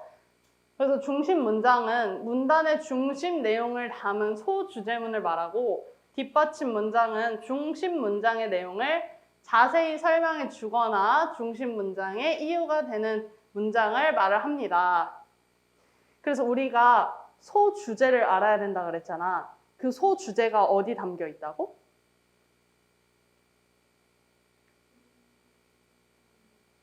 문단의 중심 문장의 소주제가 담겨 있는 거야. 그래서 즉 중심 문장은 같은 말입니다. 소주제문과 똑같은 말이야. 같은 의미고 뒷받침 문장은 중심 문장의 이 내용을 보충을 해주는 겁니다. 자, 중심 문장은 문단 전체의 내용을 포괄하기 때문에 보통 추상적이고 일반적인 진술로 이루어진다라고 했어. 자, 왜냐면 여름이라는 거에 대해서 1문단에서 설명한다 그랬지. 그러면은 첫 번째 문장은 어떻게 나오냐면 여름은 대한민국의 4계절 중 해당되는 하나의 계절이다 라고 나오는 거야. 그거는 뭐야? 굉장히 일반적인 진술이지. 그러면서 여름의 특징을 그 밑에 쭈루루룩 나열하는데 그 특징들이 뭐가 되는 거야? 뒷받침 문장이 되는 거야. 여름에 관해 일반적인 진술이 중심 문장이 돼야 되는 거고 나머지 세세한 부분은 뒷받침 문장이 돼야 해. 그래서 너네가 중심 문장과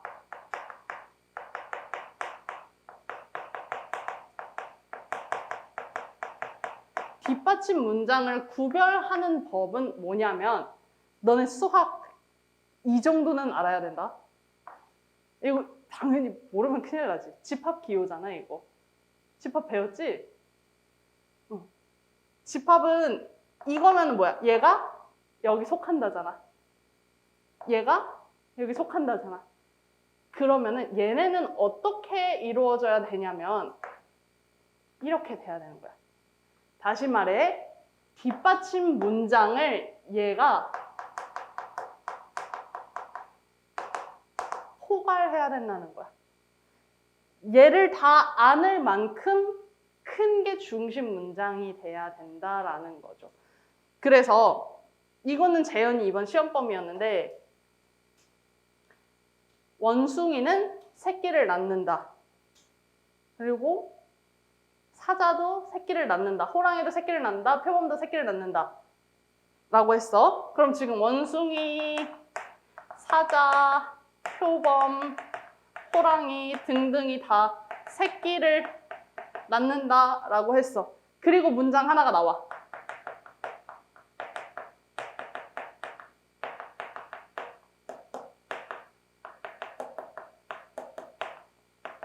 이렇게 나와. 그러면 뭐가 중심 문장이야? 이게 왜 중심 문장이냐고. 뭐 때문에? 포괄하기 때문에. 이 세세한 것들을 전부 다 포괄하고 있기 때문에 얘가 중심 문장이 돼야 된다는 거야. 쉽게 말해서 원숭이는 새끼를 낳는다가 중심 문장이 되고 이 나머지 얘까지, 이 문장까지 얘 뒷받침 문장이 될 수는 없어. 왜? 이 원숭이는 새끼를 낳는다 자체가 얘를 포괄할 수 있어?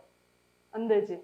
얘 하나만으로는 절대 안 되잖아. 그렇기 때문에 얘가 중심 문장은 전체를 포괄하는지를 한번 살펴봐야 된다는 거야. 그래서 가장 큰 것을 우리는 중심 문장이라고 합니다. 그렇기 때문에 많이 담을 수 있도록 추상적이거나 일반적인 진술을 해야 되는 거야. 근데 뒷받침 문장은 얘가 추상적이고 일반적인 진술이야. 그럼 그 뒤에 뭘 해줘야겠어? 대충 썼으니까. 그 뒤에 세세하게 나와야겠지. 어쩌고 막 이렇게 나와야 되는 거잖아.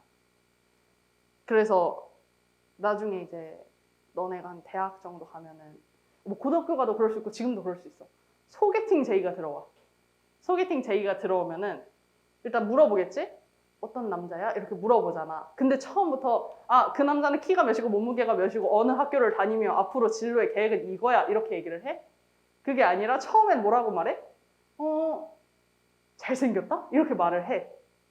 이게 그 남자의 전반적인 특징인 거야. 아니면은 혹은 야, 그 남자 어때? 라고 했을 때 이 남자 스펙이 한 얼굴은 안 보여 닮았어. 그리고 키는 189야. 몸무게는 약 80. 그리고 옷을 굉장히 잘 입고 한양대학교 약대생이야. 그리고 나랑 2살 차이밖에 안 나. 집에 돈이 많아. 자가용도 있어. 그런 스펙을 가지고 있어. 그럼 이 스펙을 하나하나 이 사람한테 전달해 주는 게 아니라 뭐라고 말을 해? 그 남자 어때? 라고 물어봤을 때 완벽해. 이렇게 얘기를 하겠지. 그럼 완벽 안에 모든 게 다 담겨 있는 거잖아. 그렇게 설명을 해주면은 조금 쉽지? 이제. 그래서 중심 문장과 뒷받침 문장을 구별을 해줄 때 중심 문장이 그렇게 완벽해 라고 두루뭉실하게 포장이 돼 있다면 뒷받침 문장은 굉장히 구체적이고 특수한 진술이어야 해. 완벽해. 어떻게 완벽한데? 얼굴도 잘생겼고 키도 크고 몸도 좋고 옷도 잘 입고 막 이렇게 얘기를 해야 되는 거야. 근데 그건 조심해야 돼. 어때? 착해? 이건 조심해야 돼. 여자도 그러니까 남 중에 재현이도 마찬가지야. 그 여자 어때? 물어봤는데 귀여워? 이러면 조심해야 돼. 여자가 귀엽다, 남자가 착하다. 이거는 무언가 조금 그렇다라는 겁니다. 그래서 중심 문장은 대체로 당연히 맨 앞이나 맨 뒷부분에 위치를 하게 되는 거야. 그 안보현 씨를 예시로 들면은 안보현은 완벽하다라고 하면서 뒤에 안보현 스펙을 막 이렇게 적겠지. 혹은 안보현 키가 몇이고 대표작은 뭐고 막 이렇게 얘기를 하다가 마지막에 그래서 안보현은 완벽하다 이렇게 끝내야 되는 거야. 근데 중간에 안보현은 키가 크고 뭐 잘생겼으면 몸이 좋고 어쩌고저쩌고 유미의 세포들에 나왔고 완벽하고 뭐 또 어쩌고 저쩌고 이렇게 이어질 수는 없어. 중심 문장이 여기 중간에 나올 수는 없고 맨 앞 혹은 맨 뒷부분에 나와야 되는 거야. 그래서 문단의 앞뒤를 꼼꼼하게 보면 되고요. 우리가 이미 접속어 배웠잖아. 자, 예를 들면 이 나오면은 앞부분이 더 중요하니까 안보현은 완벽하다. 예를 들면 이렇게 나오면 앞부분이 중심이 되는 거고 뭐 결론적으로 혹은 따라서 이런 게 나오면 뒷문장이 중심 문장이 되겠지. 그래서 중심 문장은 결국 글의 주제와 연관되므로 은호야 여기 관이라고 되어 있는데 관이라 되어 있는 건 전부 다 글이거든. 그래서 글을 읽으면서 중심 문장에 밑줄 친다면 글의 전체 내용을 이해하는 데에도 도움이 되겠지.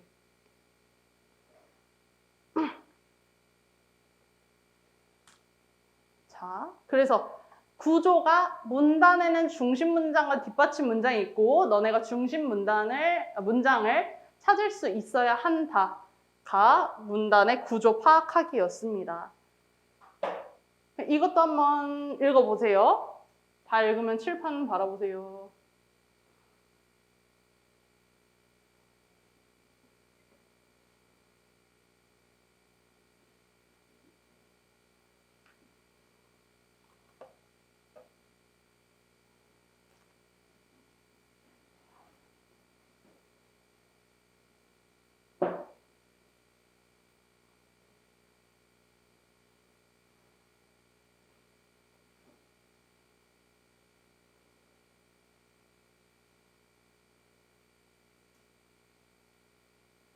다 읽었어?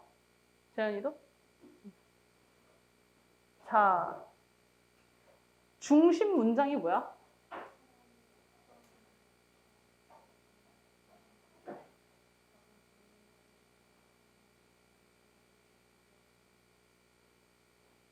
완벽합니다.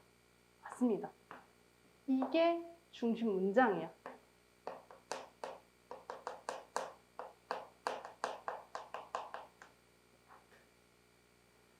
자, 그러면은 이 앞에 나온 건 다 뭐라고? 무슨 문장? 뒷받침 문장. 그래서 고구려를 세운 사람은 주몽이었다. 주몽은 활을 잘 쏘는 사람에게 붙이는 이름이었다. 또한 백제무왕의 어릴 적 이름은 맞둥이었다. 그는 선화공주를 데려와 결혼하고 싶었다. 그래서 그는 장사치가 되었다. 말을 팔면서 노래를 부르고 다녔고 선화공주를 데려올 계책을 성공시켰기 때문에 그에게 맞둥이라는 이름이 붙은 것이다. 맞둥은 말을 파는 사람이라는 의미였다라고 했어. 자, 고구려, 백제 이 시기에는 이름을 어떻게 했대?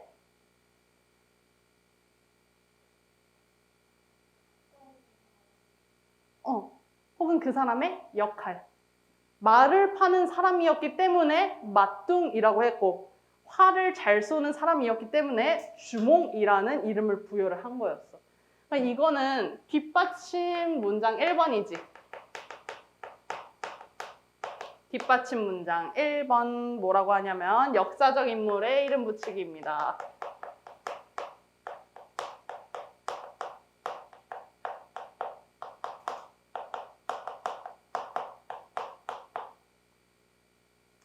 그럼 뒤에 지금이야 그런 이름을 짓는 사람은 없겠지만 우리 할아버지 세대만 해도 어떤 특성이 곧바로 이름이 되어버린 경우가 자주 있었다. 돌쇠는 돌처럼 단단하게 생긴 사람에게, 먹새는 먹기를 좋아하는 사람에게 붙은 이름이었다. 이런 경우도 지금 많이 없지. 이거는 뒷받침 문장 2번이죠. 할아버지 세대의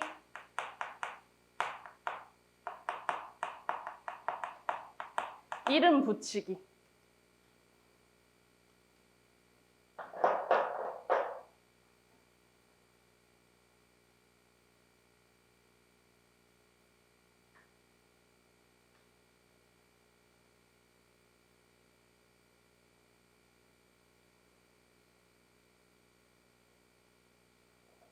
그래서 내 친구 엄마 이름이 막순이야, 막순.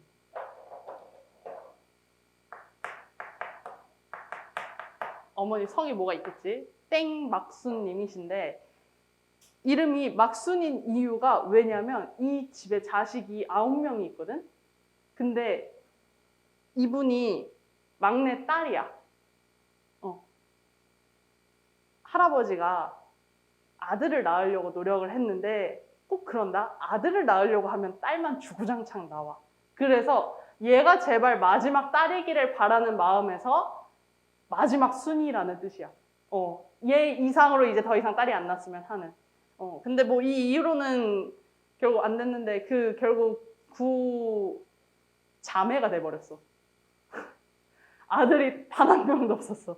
그래서 이름이 막순이가 돼버린 거고, 언니들 이름도 되게 간단하게 지으셨더라고. 하나, 둘, 셋, 넷 할 때 그거 있잖아.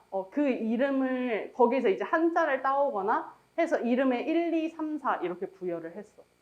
그래서 할아버지 세대는 마지막 딸이길 바라는 그런 마음을 담아서 이렇게 짓기도 하고, 혹은 너무 자녀가 많을 경우 1, 2, 3, 4 번호를 부여해서 이름을 짓는 경우도 많았다는 거지.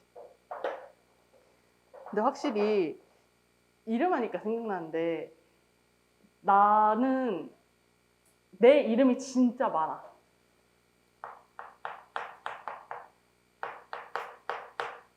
중1 때 우리 학교가 13반까지 있었다?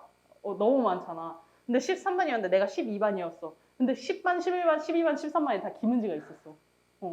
그래서 나를 그때 12은지라고 불렀거든, 선생님들이. 12은지, 막 13은지, 11은지 이랬는데 그 10반의 은지가 자기를 그렇게 부르는 걸 싫어했어.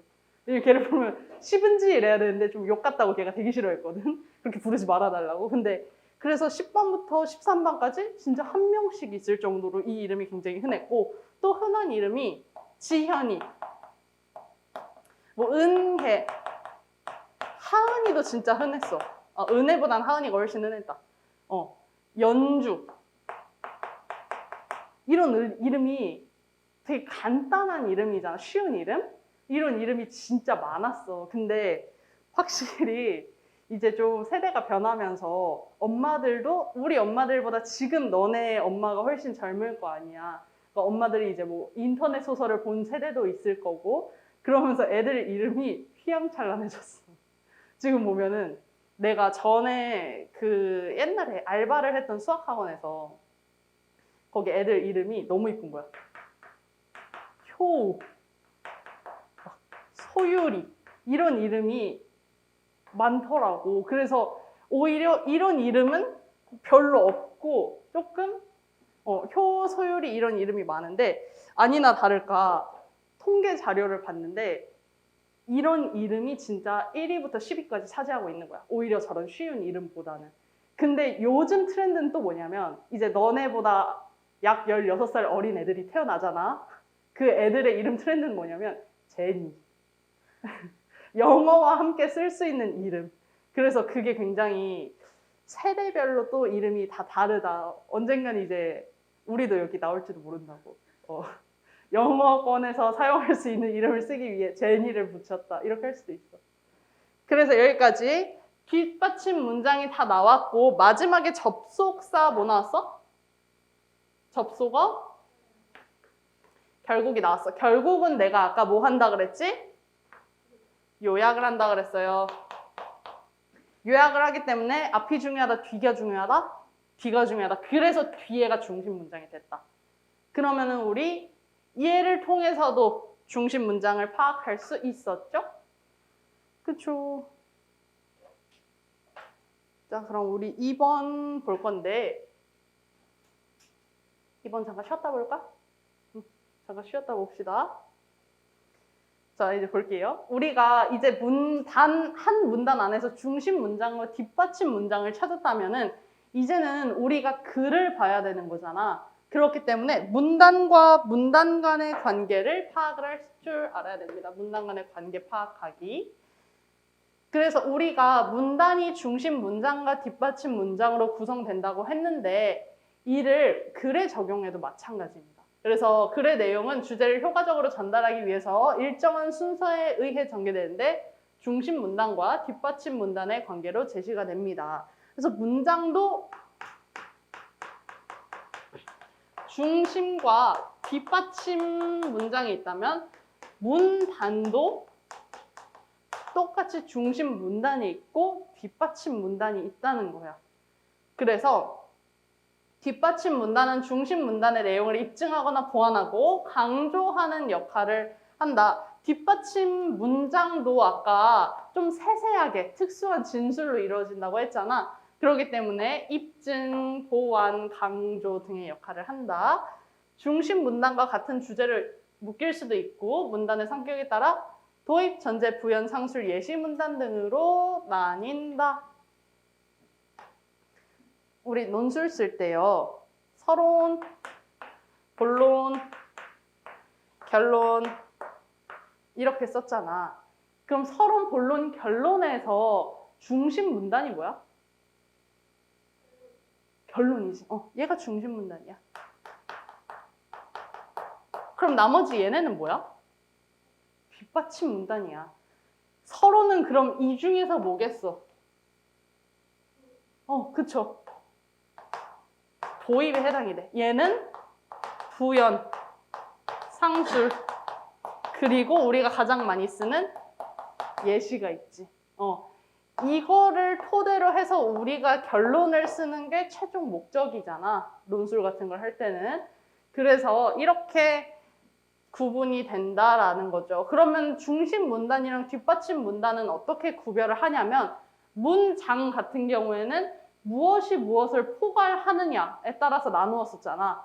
얘 같은 경우에는 문단별 이제 각 문단의 소주제문을 먼저 찾아 그리고 문단별 소주제를 확인한 다음에 글의 전체적인 맥락 속에서 문단 간의 관계를 따져본다는 거야. 자, 1번 문장에서 중심 문장 이렇게 된 애를 찾았어. 그리고 1, 2, 3, 4, 5 문단에서 소주제문 다 나왔어. 그런 다음에 여기까지 갔으면 이제 얘가 얘를 포괄하는지 얘가 얘를 포괄하는지 그래서 이 중에서 얘가 가장 얘네를 다 포괄하고 있는 애다 했을 때 얘가 바로 중심 문단이 된다는 거야. 이해됐습니까? 그래서 동일한 주제를 다루는 중심 문단과 뒷받침 문단을 아울러서 얘를 바로 내용 문단이라고 하는데 한편의 글에는 여러 개의 내용 문단이 제시될 수 있다. 중심 문단 플러스 뒷받침 문단이 내용 문단인데 글에서는 얘가 여러 개가 나올 수 있다는 거야. 계속 똑같은 예시 들 거야. 너네 이해하기 쉽게. 어떻게 들 거냐면 아까 했던 거. 여름, 은호, 여름, 재현이, 여름. 얘랑 묶이지. 여기서 중심 문단은 뭐야? 3번이지. 얘가 중심이야. 그럼 얘는 뭐야? 누구를 뒷받침해줘? 이렇게. 그러면 얘네 줄 묶어서 얘는 뭐야? 얘는? 그러면은 얘를 통틀어서 내용 문단이라 그러고 얘도 통틀어서 내용 문단이라 그러는 거야. 그러면 이 글 안에서는 총 몇 개의 내용 문단이 있는 거야? 2개의 내용 문단이 있는 거지. 이렇게 글 안에서는 중심 문단과 뒷받침 문단이 이어진 내용 문단이 여러 개가 나올 수 있다는 거야. 그렇게 기억을 해둬서 왜 이 내용 문단이 왜 중요하냐면 너네가 이렇게 묶을 줄 알아야 돼. 그래서 비교를 할 줄 알아야 돼. 그래야 문제를 더 빨리 풀 수 있는 거야. 자, 그러면은 이거 한번 볼게요. 한번 읽어보세요.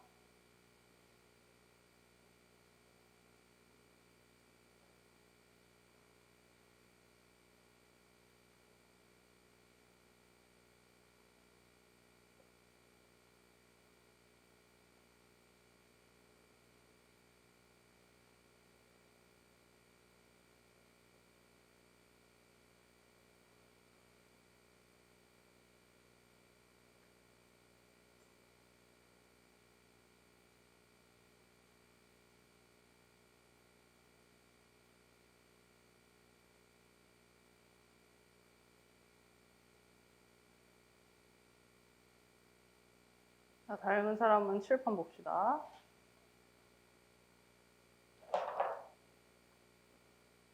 닮았어? 자, 가 문단의 중심 문장을 먼저 찾을 거야. 가 문단의 중심 문장이 뭘까?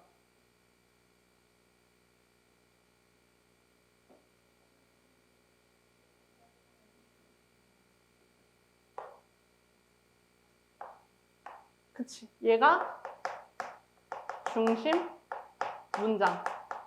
즉,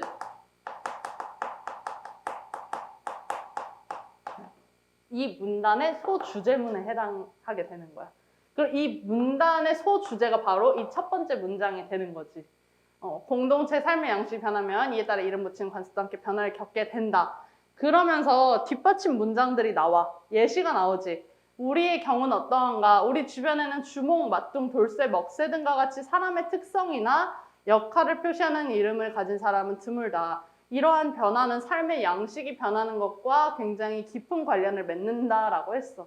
그럼 얘네 둘이 아니라 얘네 뒤에 있는 애들은 얘를 어떻게 해준다고? 뒷받침해준다고. 자, 그러면은 나에서 중심 문장은 뭘까?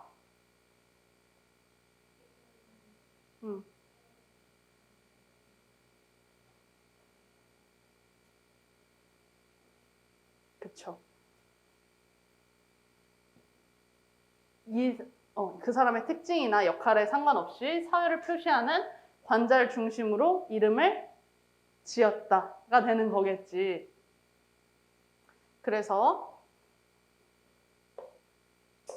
얘가 여기까지가 중심 문장이야. 즉, 소주제문. 그러면 얘는 다 뒷받침이 되는 건데, 그러면은 한번 볼게, 문장을. 유교적 전통 안에서 혈연으로 이루어진 공동체를 유지하는 것이 중요한 일이 되면서 이름은 서열을 나타내는 중요한 징표가 되기도 했다. 처음 만난 친척도 그 이름만 들으면 그 사람과의 서열 관계를 쉽게 파악할 수 있도록 하기 위해 학렬을 정해 이름자를 정하는 것도 우리의 전통이 되었다. 학렬이 이름의 돌림자거든? 너네 이름 돌림자 써? 지금 우리조차 벌써 삶이 변했기 때문에 생활 양식이 변해서 우리조차 돌림자를 안 쓰는 거야. 너 무슨 김씨야? 너도 그렇고 다 각자 그 성에 대한 족보가 있거든? 그 족보를 보면은 이 돌림자를 족보에서 이미 정해놨어. 그래서 우리 아빠까지는 현이라는 돌림자를 썼는데 그 현도 김혜김 씨 족보에 따라서 가져야 하는 학렬자였어. 근데 나랑 내 동생부터는 돌림자를 안 넣었어. 왜냐하면 이름에 병이 들어가야 된대. 내가 김병지가 될 수는 없었단 말이야. 그래서 어른들이 생각하기에 어때? 더 이상 김병지. 김병지 사인이 있다고? 지금 뭐야? 그 축구선수 김병지 사인이 있다. 어디서 만났는데? 그 우리 집 앞에도 있어. 그 김병지 축구 클럽. 야, 취두부도 먹어, 중국어도 할 줄 알아. 김병지가 사진도 찍어. 특출났다. 응. 응. 저 말고 위에 응. 맞아. 우리 바로 위까지는 돌림자를 썼어. 근데 왜 우리부터는 안 쓰냐면 우리 사회가 지금 유교적 전통 안에 갖춰진 사회야. 이런 지금 우리가 유교 사회였으면 너네는 문을 열고 들어오면서부터 소인 등원하였사옵니다 하면서 이렇게 나한테 절을 하고 들어가서 앉아야 돼. 그럼 난 오냐 왔구나 이런데 요즘 애들 어때? 문 열고 들어오면 쌤 하이요 이러고 들어오잖아. 이게 유교야? 아니잖아. 그래서 우리는 그게 이제 더 이상 없어진 거야. 유교적 관습이라는 것 자체가 없어졌어. 그래서 뭐도 많이 없애? 제사도 많이 없애잖아. 엄마 아빠 세대에서부터 이제 우린 제사 안 지낼 거예요 하고 제사를 끊어버리기도 하고. 그래서 학렬을 이제 돌림자를 안 쓰는 거야. 쓸 필요가 없어졌다고 벌써 판단을 한 거지. 이것 또한 삶의 양식이 변했기 때문입니다. 철수, 민수, 영수처럼 뒤에 숫자 돌림인 거. 내 동생 이름인데 그 별명이 꼭 저 이름은 별명이 국영수야. 그래서 이 이름이 많은 것 또한 특징이나 역할에 의해 이름이 지어진 거야? 아니지. 그냥 서열을 표시하는 관자를 중심으로 지었어. 근데 이마저도 우리보다는 전 세대에 해당이 된다라는 겁니다. 그러면 봐. 소주제문 지금 여기서 이게 소주제문이었지. 여기선 이게 소주제문이었어. 그럼 우리 어디까지 했냐면 소주제문 파악까지 했어. 소주제문 파악까지 했어. 그러면은 이제 뭘 해야 된다고? 중심 문단과 뒷받침 문단을 구분하려면 소주제문끼리 비교를 해서 뭐가 뭐를 안고 있는지 봐야 돼. 그럼 소주제문끼리 비교를 해봐. 뭐가 뭐를 안고 있어? 가나로 말하면?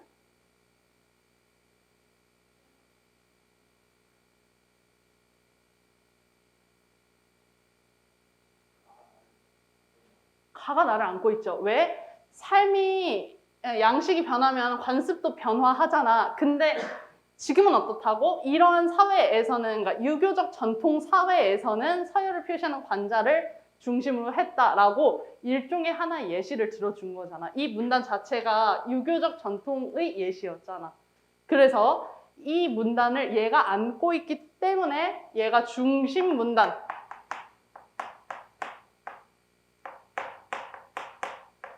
얘가 뒷받침 문단이 됩니다.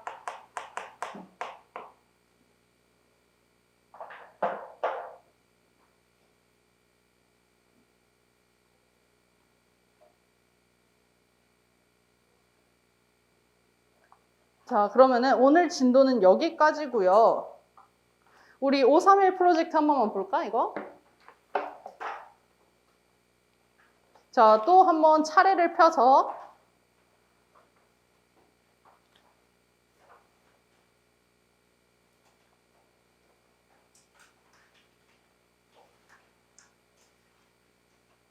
거의 차례를 펴서 자, 이제 진도 나간 부분에 최대한 해당이 되는 곳을 숙제를 내줄 건데 별로 관계가 없을 수도 있어.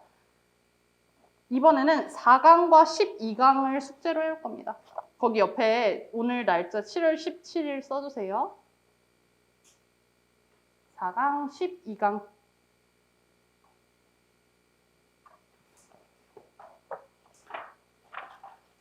그래서 우리 4강 한번 펼쳐볼 거거든. 4강이 어디냐면 40쪽.